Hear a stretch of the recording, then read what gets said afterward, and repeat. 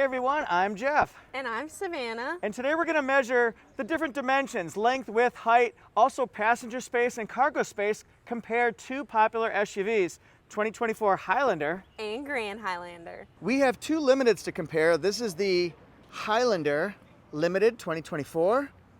It's beautiful, and for a long time, this was the midsize SUV for Toyota customers who were interested in maybe smooth, quiet, comfortable family road trips. Really good for anything. But then this one came along, the 2024 Grand Highlander.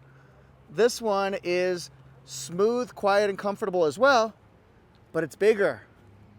So perhaps it could hold taller people, more cargo. The first thing I noticed when comparing the two is the Grand Highlander is 6.5 inches longer, coming in at 201.4 inches, with the Highlander being 194.9.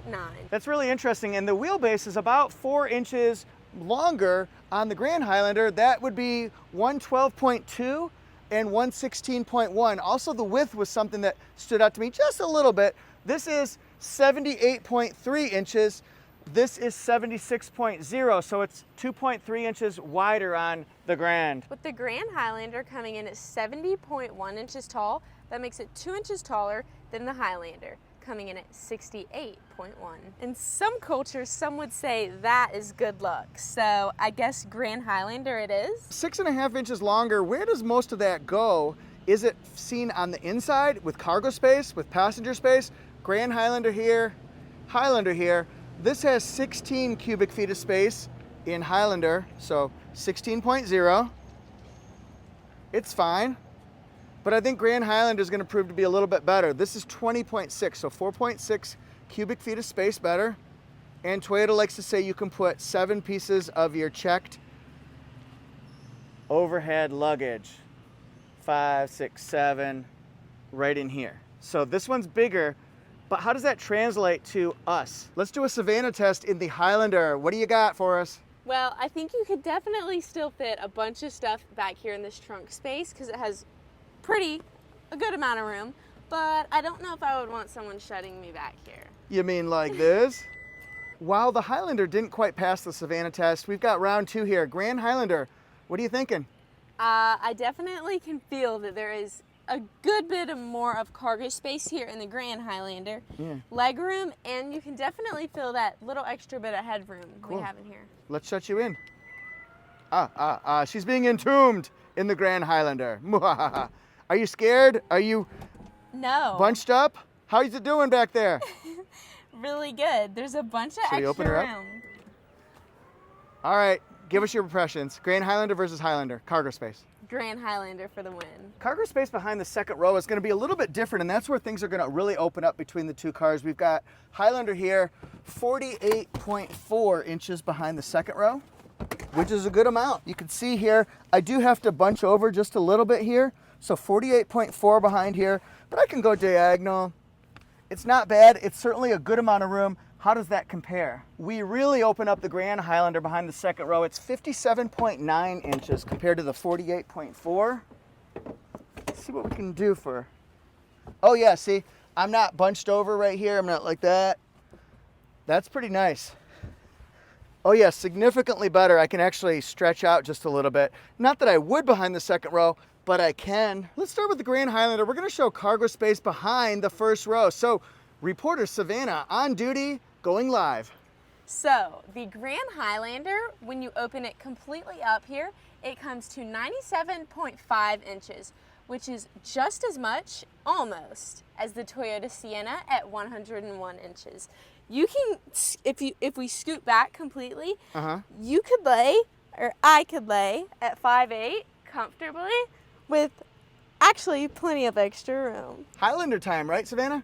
Yes, coming in at 84.3, which, although it is 13 inches less than the Grand Highlander, that doesn't make it per se better or worse. It's just that the Grand Highlander came along and it's bigger. You know what, that's really a good point, because just because Grand Highlander has more, that certainly doesn't mean that Highlander was anything to brush off. Absolutely not. No, this was the ultimate mid-size family road trip vehicle and it had plenty of space. There's just an alternative, I guess, with more. Absolutely. One of the areas for improvement, I think, in a Highlander, people would say, well, what about the third row? It's not the largest third row. It's certainly not a full-size 3-row SUV. So let's get in the third row. It has 36.1 inches of rear headroom, but 28.0 of the legroom. So we see how that translates as I get in here. See, the headroom, it's not bad. Now I'm 5'8", and this is right here, just this much headroom. I can also recline my seat to give more space, and then you can make adjustments, move this forward and backward to give yourself more legroom if you want to. This has cup holders back here. It does not have some improvements that Grand Highlander has. You'll see a little, almost like a block that comes out here, and that's to get up and in. Gives you that extra momentum. It also has USB-Cs back here in Grand Highlander, but the space is not bad. It's just there's a better alternative. All right, so Grand Highlander here. The third row, I mean, that's what it's known for, right? So let's check it out. 37.2 inches of third row headroom. That's 1.1 inches more. 1.21 gigawatts? And then 33.5 inches. So 5.5 more inches of third row legroom. That's pretty significant. Also, check this out, Savannah. Look at this block right here. So you can grab it as you're going on in. If you got leg problems, hip problems, knee problems, just pop right in. I think it's a little bit easier system.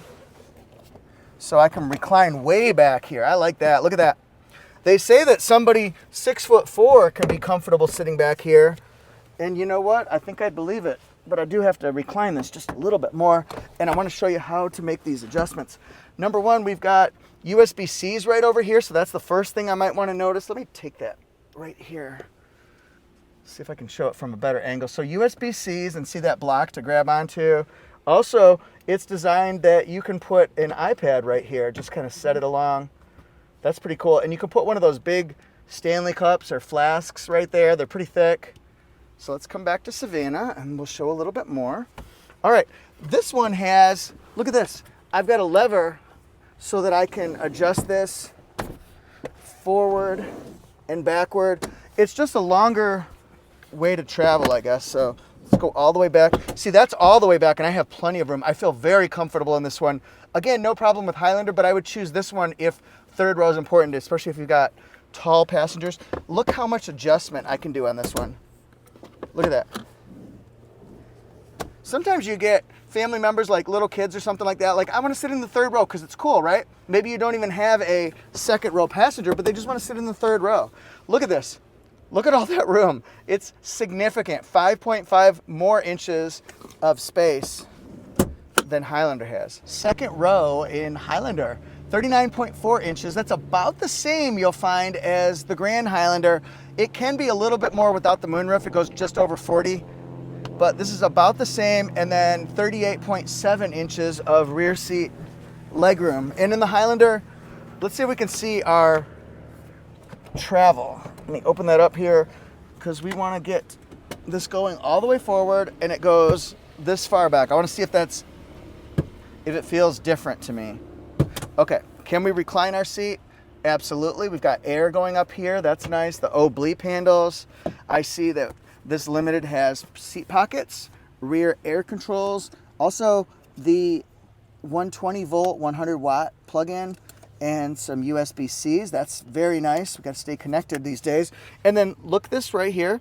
We've got big cup holders with a little tray table. That's fixed, okay? So the headroom is going to be about the same. It's going to be anywhere between 39.5 and 40.2, depending on if it has a moonroof or not, and this Limited does not have it.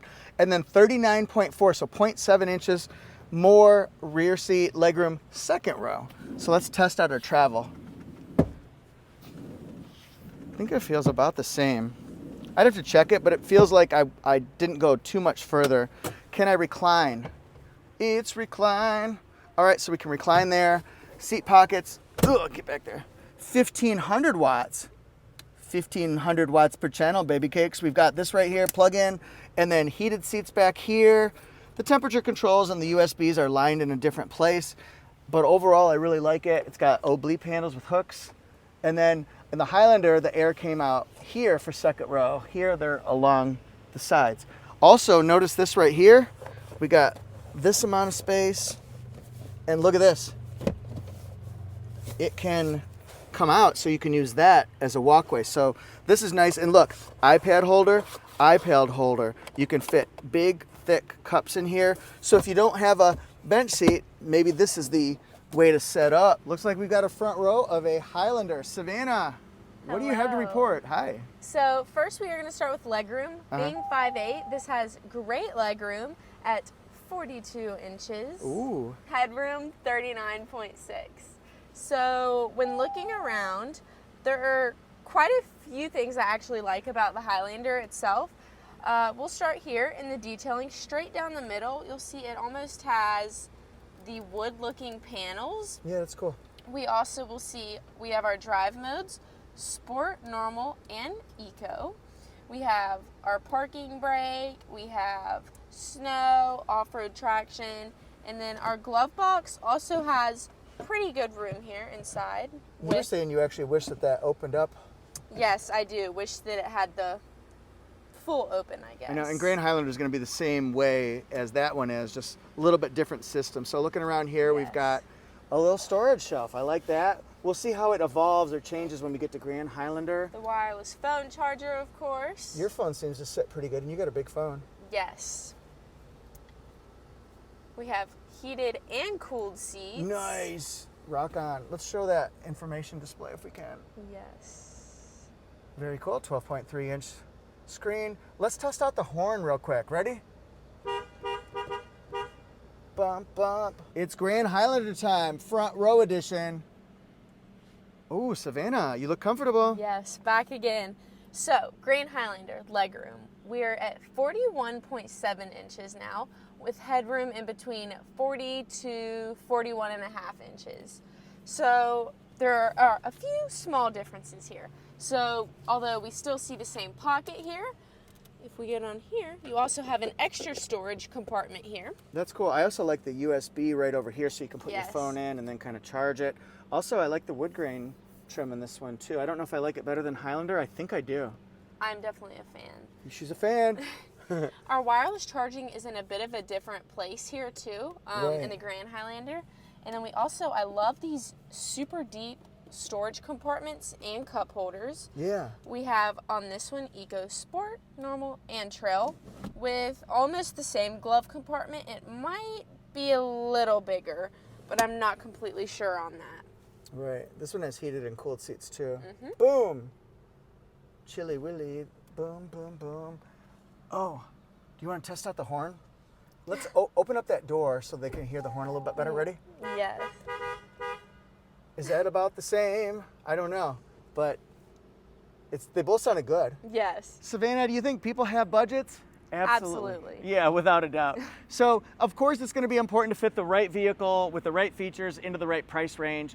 And Highlander is going to be about $4,000 less than a Grand Highlander, give or take some trim levels, apples to apples kind of thing. But you'll find a Highlander is going to be, I'm almost falling, between $39,000 and $54,000.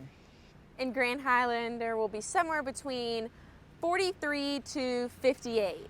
Okay, cool. So about $4,000 difference. Is it enough for you? Is it not enough for you? You tell us in the comment section. Here's the window sticker to a Highlander Limited if you're interested in seeing that. Made in Princeton, Indiana. Wonder where the Grand Highlander's made. We'll just look at standard features here. I just kind of want to show you 46, 525. This will be the front wheel drive.